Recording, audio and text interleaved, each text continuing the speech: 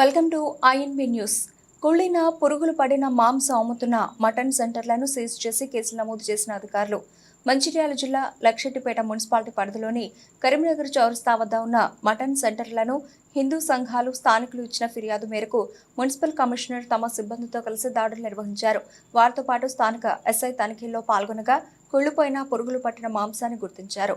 Veterinary doctor యొక్క stamp లేకుండా అనారోగ్యం కలిగిన మేకలు వధించి 2-3 రోజులు విక్రయిస్తున్నట్లు గుర్తించారు. ఈ సందర్భంగా మున్సిపల్ కమిషనర్ మాట్లాడుతూ గతంలో ఇలాంటివి తమ దృష్టికి రావడంతో ఫైన్లు విధించి మరోమారు ఇలాంటి చర్యలు పునరావృతం అయితే షాపులు సీజ్ చేస్తామని హెచ్చరికలు ఇచ్చాం, కానీ వీరు మారకపోవడంతో షాపులను శాశ్వతంగా తొలగించి సదరు యజమానులపై కేసులు నమోదు చేస్తున్నట్లు తెలిపారు.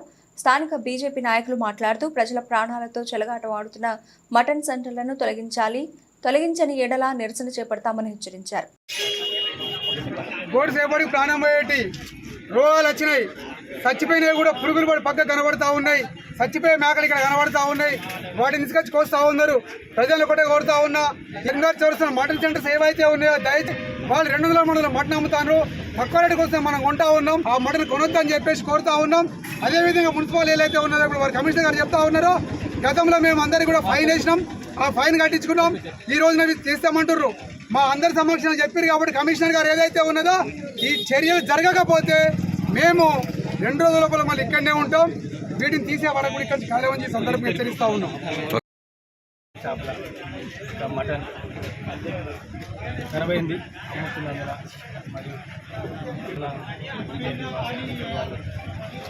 మరియు మటన్ ప్రజలు ఆదేశానుసారం ఈరోజు ఇన్స్పెక్షన్ చేయడం జరిగింది. ఈ ఇన్స్పెక్షన్లో భాగంగా ఈరోజు ఆ షాప్లో ఉన్నటువంటి మటన్ కానీ అమ్ముతున్న వాళ్ళ మీద కేసు చేసి అట్టి షాపును సీజ్ చేసి మరి వాళ్ళకి ఫైన్ వేసి షాపులు ఇక్కడ లేకుండా ఇక్కడ ఉన్న 5 షాపులను తీసేస్తున్నాయి. ఇక్కడ నుంచి ఇక్కడ ఎటువంటి మటన్ షాపులు ఉండవు.